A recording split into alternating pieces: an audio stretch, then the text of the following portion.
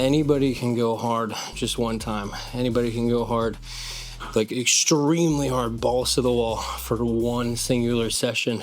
But what separates the good from the great, how champions are made ultimately, is when people go hard day in, day out, for months, for years, for a lifetime. That's what really separates people who are just getting average results to people that become champions.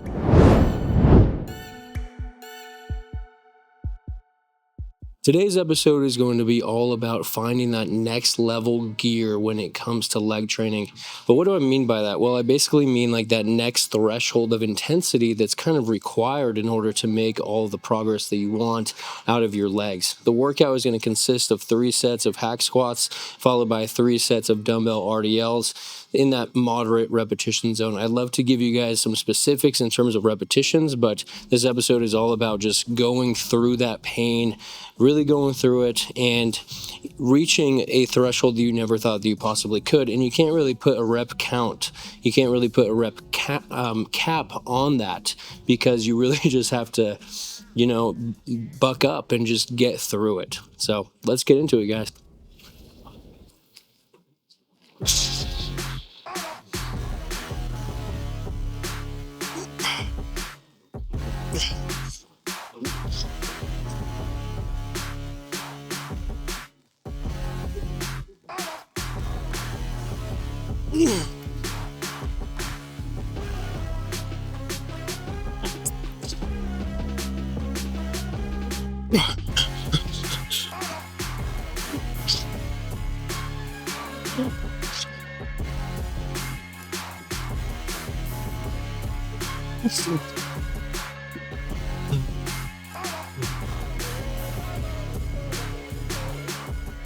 I'm going to preface this whole thing by just stating that this is one of those times where, when you give a friend advice and you're like, oh, wow, that was some really good advice. Maybe I should follow my own advice.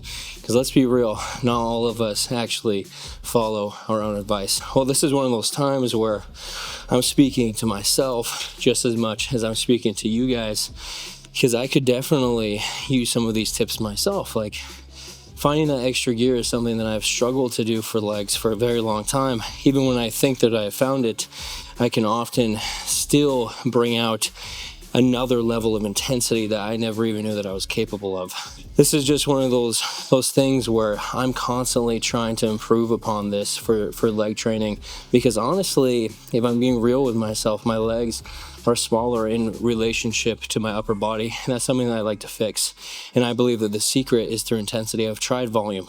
Yes, adding a lot of volume can help, but if you add a lot of volume to legs, there's a very real possibility that it's gonna bleed some recovery problems into the rest of your workouts, and you don't want like your leg days affecting your chest days. That's just not fun. But I like to begin this talk by stating what I actually mean by finding that extra gear. And I like to kind of break it down by explaining that leg training is systemically fatiguing. Now, what do I mean by that? Well, it's working on pretty much every system of the body, including your cardiovascular system. While you're doing like a set of squats like I just performed, not only are your muscles getting super tired and fatigued, but your lungs are going to run out of capacity, your heart rate is through the roof, and a lot of the times people think that they've reached true muscular fatigue, when in reality they're just so gassed because of their cardiovascular system that they think that they've hit failure, but they just haven't for their muscular system. And that's a real damn problem, because that means that you're not actually hitting failure when you think that you have. And I think that that has been a huge problem for me in the past. I'll do like a set of heavy barbell back squats, and I'm stopping at like rep 6 when I could have gone like 10 or 12, which we know that's not going to be doing much for hypertrophy's sake. Versus something like chest training, on the other hand, it's only locally fatiguing. So you're just feeling that immense amount of, fatigue and whatnot locally in your pecs instead of triggering the whole system. And the reason why chest is local and legs are systemic is because legs are using so much more muscle groups and body weight and just way more out of you. I mean, a squat is like a full body movement, not just a quad movement. And that's why in today's workout, I'm not including isolation lifts because those are more locally fatiguing. But when you're talking compound squats or deadlifts or, any compound lower body movement, it's going to be very systemically fatiguing. And that's where finding that next gear, that next intensity threshold is so important, because you have to go beyond where you think failure is, because failure for legs doesn't lie in just getting gassed. It's much further than that. And I'm sure that you guys saw in that set number 1, there was a lot of me pausing and catching my breath, because that's what's required in order for me to travel past that cardiovascular system threshold and get into that muscular failure threshold.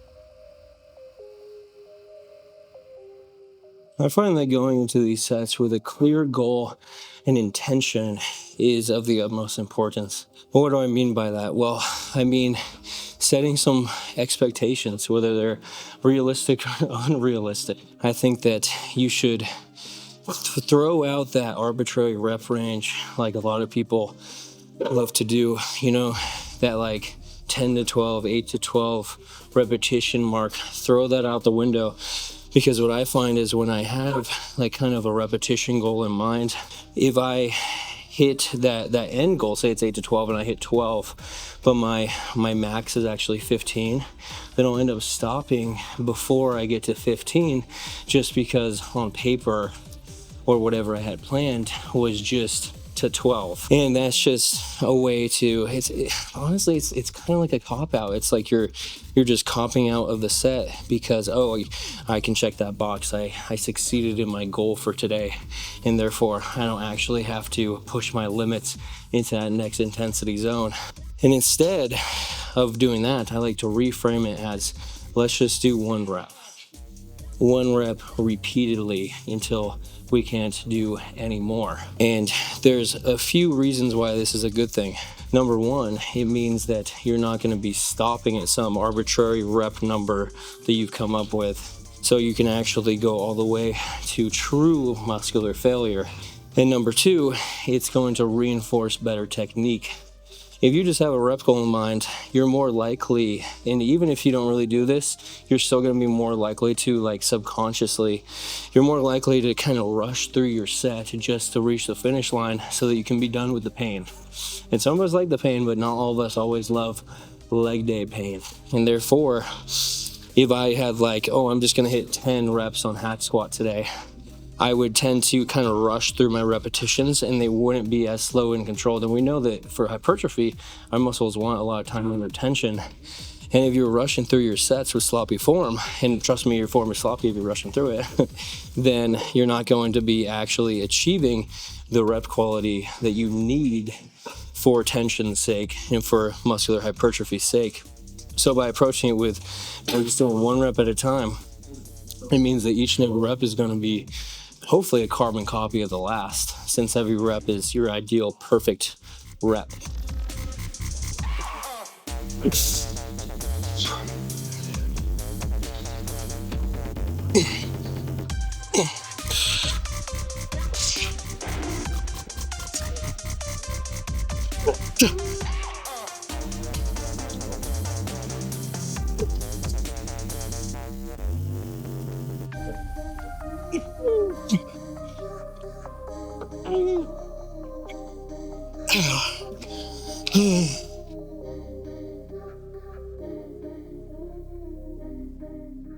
True leg gains only begin once the set comfort ends.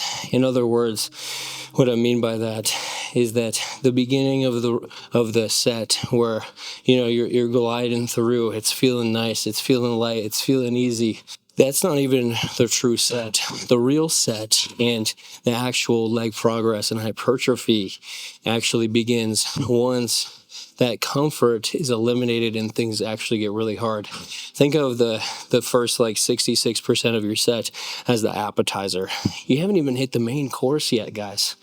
And then that final 33%, or maybe more like final, or like the next 25% or 20%, that's like the main course. And then the reps that are like at failure beyond, they are like the dessert. And the dessert is the stuff that actually adds the pounds, right? Because that's the extra calories that'll add the muscle. That's what's important. Maybe this isn't the best analogy. Maybe it's not tracking, but what I'm trying to get at is that the real gains from leg training is once things get really, really hard, because then you know that you're actually putting in the work. And like I mentioned earlier in today's episode, I used to quit, right before things would actually get hard, or right when things got hard. And that's the reason why I haven't been seeing as many leg gains as I would have liked, because on paper I'm doing everything right. I'm hitting enough volume, I'm hitting enough intensity, my exercise selection is really good, my exercise ordering is good. On paper, everything is working. So why are my legs not growing? They're growing a little bit, don't get me wrong, but they're not growing to the extent that I would like. And the reason for that is because I haven't been finding that next gear. Of course, I find it like every once in a while when I'm really feeling up to it, but you can't be letting your feelings get involved. Once the set gets difficult, you just gotta go through it. And I hate to say it, but you kind of have to be a robot sometimes. If you don't want to do it, but you still want to see the results, then you just got to put in the work anyway.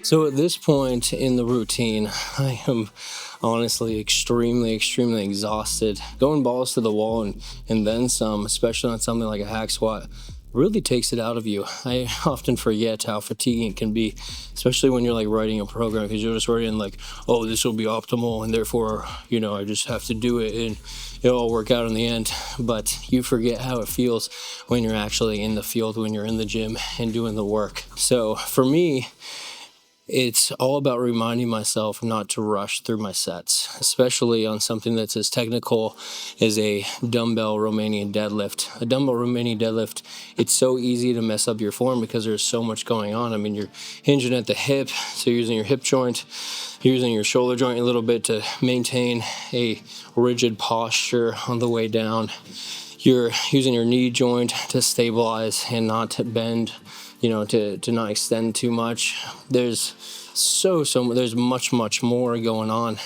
There's so much going on. Versus a hack squat, you have that base of support, and therefore you're not having to engage your core or your back or anything like that, and therefore you can just focus on your legs. Well, with an RDL, since you have all those other components, if something ends up being a limiting factor, then you're just not going to get as much out of the lift as you could.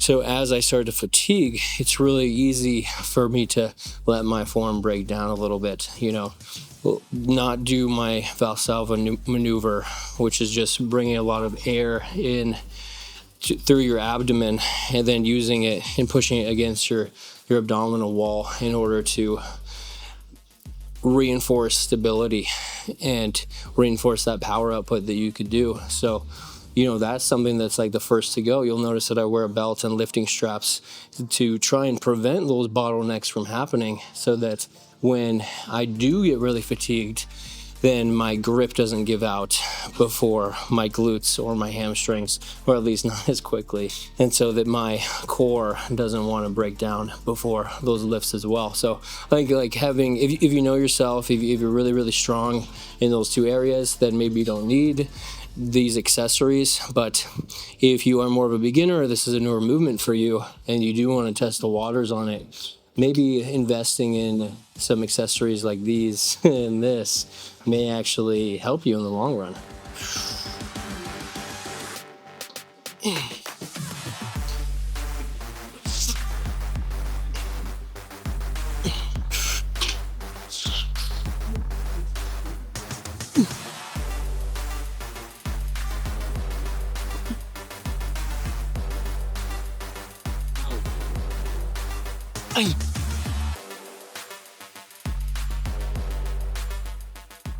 It's times like these where reframing your mindset can come into handy when things get really tough and all you want to do is quit. A reframe mindset can kind of be your savior in a lot of cases. So what I'm going to propose is that instead of treating discomfort as something to avoid or something that is burdening you, try to reframe it in your mind into something that is rewarding and something that is going to lead you to great success.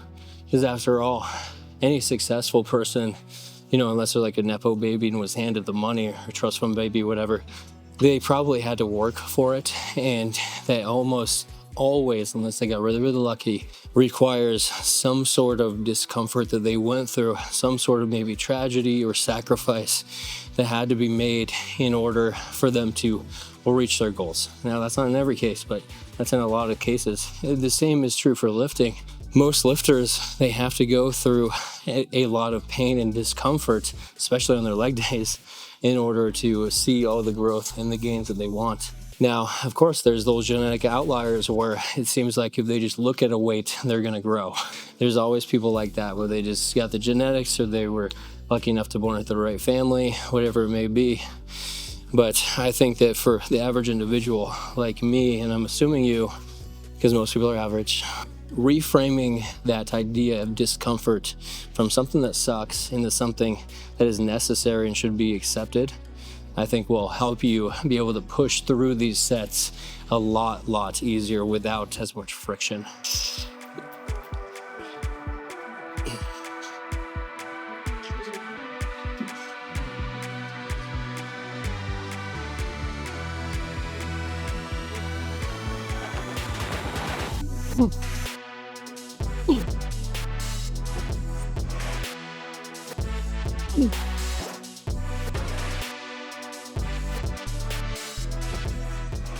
I believe that it's important to remind ourselves that anybody can go hard just one time. Anybody can go hard, like extremely hard, balls to the wall for one singular session.